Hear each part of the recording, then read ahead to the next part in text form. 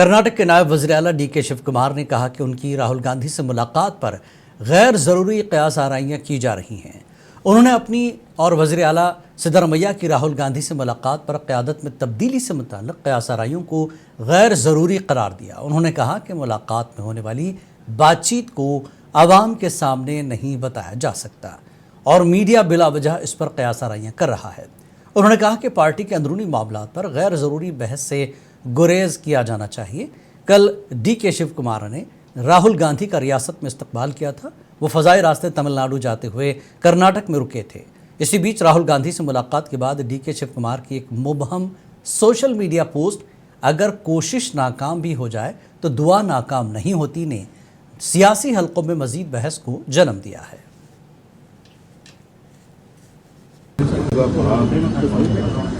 ನಾನು ಕಾಂಗ್ರೆಸ್ ಅಧ್ಯಕ್ಷ, ಅವರು ನಮ್ಮ leader of the opposition Congress ಅಧ್ಯಕ್ಷ. ನಾವು ಭೇಟಿ ಮಾಡೋದು, ನಾವು ಮಾತಾಡೋದು, ನಾವು ಗೌರವ ಕೊಡೋದು, ಪ್ರೋಟೋಕಾಲ್ ಹೋಗಿ ರಿಸೀವ್ ಮಾಡೋದು, ಇವೆಲ್ಲ ನಾನು ಪಬ್ಲಿಕಲ್ಲಿ ಚರ್ಚೆ ಮಾಡ್ತೀನಿ. आंध्र प्रदेश के वज़ीर आला चंद्रबाबू नायडू ने संक्रांति के मौके पर अपने आबाई गांव नारावारी पल्ले और तिरुपति में कई अहम तरक्याती मंसूबों का इफ्तिताह और संग बुनियाद रखा। उन्होंने कहा कि हुकूमत देही तरक्की से लेकर बुनियादी सहूलियात की मजबूती तक आवाम के मयार ज़िंदगी को बेहतर बनाने के लिए पुरअज़्म है। वज़ीर आला ने नारावारी पल्ले में संजीवनी प्रोजेक्ट का आगाज़ किया। 1.4 करोड़ रुपए की लागत से स्किल डेवलपमेंट सेंटर और रोया अस्पताल में 45 लाख रुपए से तामीरशुदा पेशेंट अटेंडेंट एमिनिटीज़ कॉम्प्लेक्स का इफ्तिताह किया। इसके अलावा centre for drug research and artificial intelligence के क़याम के लिए संग बुनियाद भी रखा। इस दौरे में आंगनबाड़ी के बच्चों ने वज़ीर आला का खैर मकदम किया, जिस पर वो खुश हुए और बच्चों से शफ़क़त के साथ बात की। मकामी ख़वातीन ने शाइनिंग सेंटर्स को बच्चों के ज़हनी नशोनुमा के लिए मुफीद करार दिया। वज़ीर आला ने मिलेट टिफ़िन और फूड बास्केट प्रोग्राम और कुदरती खेती की मसनूआत के स्टॉल्स का भी मुशाहिदा किया।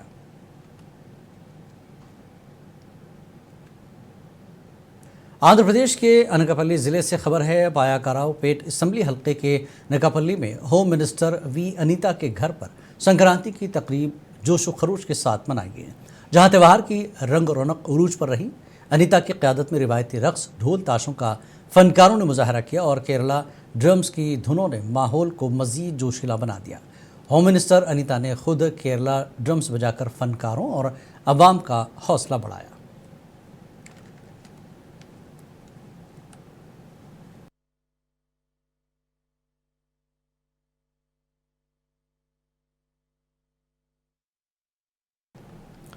वाईएसआर कांग्रेस पार्टी विजयवाड़ा और एनटीआर ज़िले के कायदीन ने आज संक्रांति त्यौहार के ज़िमन में भोगी फेस्टिवल मनाया। इस मौके पर उन्होंने पीपीपी मेडिकल कॉलेज की पॉलिसी के ख़िलाफ़ एहतजाज भी किया। उन्होंने कहा कि मौजूदा पॉलिसी तलबा के हक़ में नहीं है और इस पर फौरी तौर पर नज़रसानी की ज़रूरत है।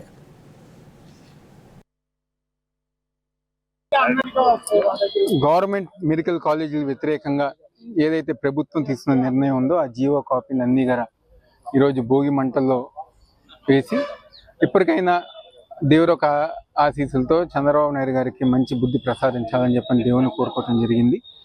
తప్పకుండా రాబోయే రోజుల్లో వీళ్ళు తీసిన ప్రతి ప్రజా వ్యతిరేక కార్యక్రమాలు ఏదైతే చేస్తున్నారో అవన్నీ కూడా ప్రజల పక్షాన్ని నిలబడి वाईएसआरसीपी के रियासती जनरल सेक्रेटरी श्रीकांत रेड्डी ने भोगी मनाई। इस मौके पर रायचोटी ज़िले के रामपुर मंडल के एक गांव में मखलूत हुकूमत के एहतजाज किया गया। उन्होंने कहा कि ज़िला मरकज़ रायचोटी को बग़ैर किसी तला के तब्दील करना और आवाम के जज्बात को नज़रअंदाज करना बहुत बड़ी नाइंसाफ़ी है। భోగి పండుగ జరుపుకుంటున్న ఒక రాయచోటి ప్రాంతాల గుండెకోతకు గురి చేసిన ప్రభుత్వం గతంలో నోటిఫికేషన్ ఇవ్వకుండా జీవో నెంబర్ 1501 ఇచ్చి అందులో మా మనోభావాలు కూడా వ్యక్తపరచని తెలియచేయకుండా డిసెంబర్ 30న జీవో నెంబర్ 538 ఇచ్చి రాయచోటిని జిల్లా కేంద్రం లేకుండా చేస్తున్నాము, ఈ హెడ్ క్వార్టర్స్ అనేటువంటిది తీసేస్తున్నాము అని చెప్పి ఆ జీవోలో ఇచ్చి మమ్మల్ని ఇంకొక ప్రాంతంలో కలిపినట్టుగా ఆ జీవోలో మెన్షన్ చేశారు। ఈరోజు ఆ బాధతో స్థానిక ప్రజలతో వాళ్ళు మా యొక్క आंध्र प्रदेश में भोगी का त्यौहार जोशो खरोश और रिवायती अंदाज में मनाया गया। विशाखापट्टनम में माहौल दोस्त भोगी तकरीबात का एहतमाम किया गया, जहां पुलिस कमिश्नर शंकरप्रता बागची ने आवाम से अपील की कि भोगी की आग में प्लास्टिक और टायर न जलाएं। रियासत भर के देहात और शहरों में लोगों ने अलाव जलाकर रिवायती रसूमात अदा करके त्यौहार के जज्बे के साथ फसल के इस त्यौहार का इस्तकबाल किया। मुख्तलिफ अजला से आने वाले मनाजिर भोगी की गर्मजोशी और सकाफती रंगारंग की अक्कासी करते नजर आए।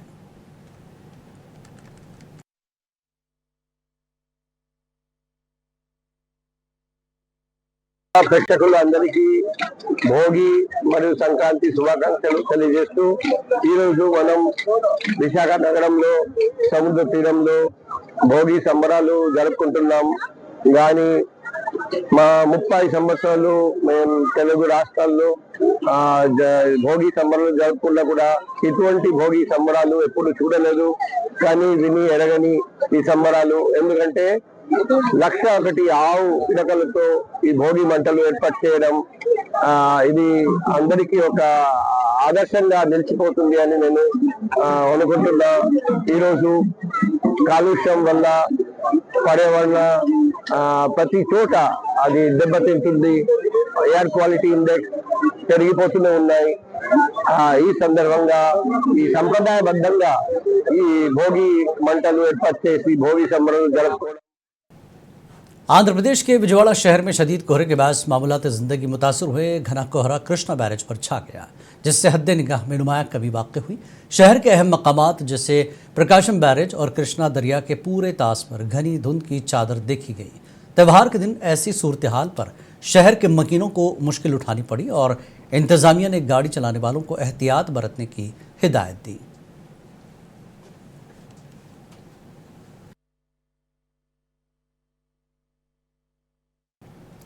मकर संक्रांति के दौरान हैदराबाद में पतंगबाजी के लिए इस्तेमाल होने वाला ममनुआ चाइनीज मांझा परिंदों के लिए वबाले जान बना हुआ है।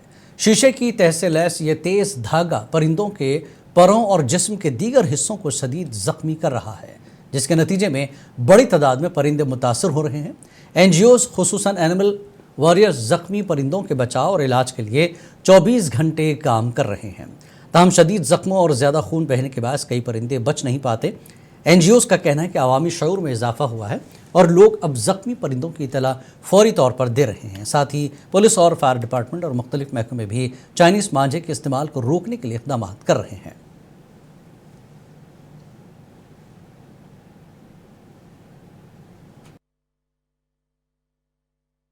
We used to get more than 50 plus birds in 2 weeks, and in a month more than 150 plus birds. So this is the major count last year we have rescued, and in that more than 40 to 50 birds, they don't survive. The criticality is very more. I mean, the serious injuries, that they get slit, loss of blood, and by the time they reach our rescue center, they reach our helpline number, it will take time. So the casualties are more this time. Depending on the injury, it will be like success rate of the recovery, and most of the birds, they collapse in halfway of the rescues itself because due to severe bleeding or else head injuries. And when wing is cut, just imagine half part of our hand is cut, and then severe bleeding will be there, and they undergo. Hyderabad में Secunderabad parade ground पर international kite and sweet festival जारी है। मंगल को इस international event का इफ्तिताह हुआ। ये 3 रोज़ा मेला 13 से 15 जनवरी तक रोज़ाना दिन 10 बजे से रात 9 बजे तक जारी रहेगा। फेस्टिवल में मुल्क और बैरून मुल्क से आए पेशेवर पतंगबाज ने अपनी महारत का शानदार मुजाहरा कर रहे हैं। यहाँ बड़ी बड़ी थीम बेस्ड पतंगें उड़ाई जा रही हैं और मुख्तलिफ अक़साम के खानों और रिवायती मिठाइयों के स्टॉल आवाम की खुसूसी तवज्जो का मरकज़ बने हुए हैं।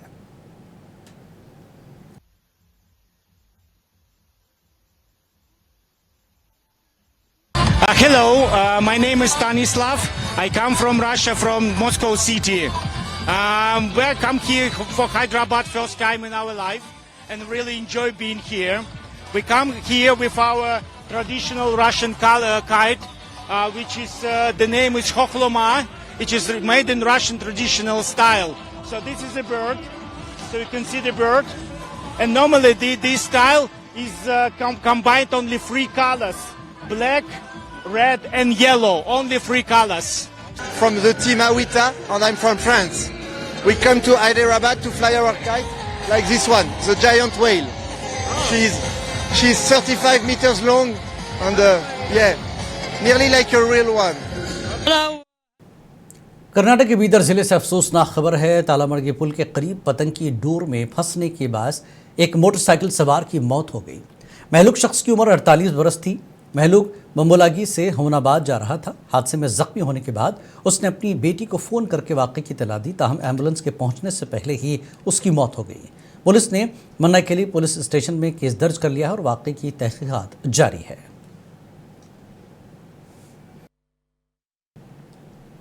कर्नाटक के गदग जिले से खबर है। यहाँ एक गांव मकान की बुनियाद डालने के लिए खुदाई के दौरान मजदूरों को सोना मिला। तांबे के बर्तन में सोने के जेवर पाए गए, जिसे 8वीं के तालिब इल्म ने सबसे पहले देखा। इत्तला मिलने पर महकमे आसार कदीमा हिंद की सुपरिंटेंडिंग आर्कियोलॉजिस्ट रमेश मौके पर पहुंचे और बताया कि बरामद होने वाले तमाम जेवरात कदीम हैं। पुलिस के मुताबिक बच्चे ने ईमानदारी से जेवरात के बारे में गाँव के बुजुर्गों को दिला दी, जिसके बाद मुख्तलिफ महकमों के अफसरान मौके पर पहुँच गए।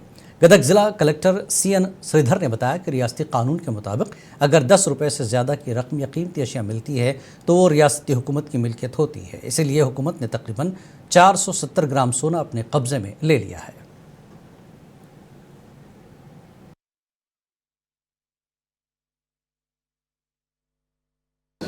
ಈಗ 2 ದಿವಸಗಳ ಹಿಂದೆ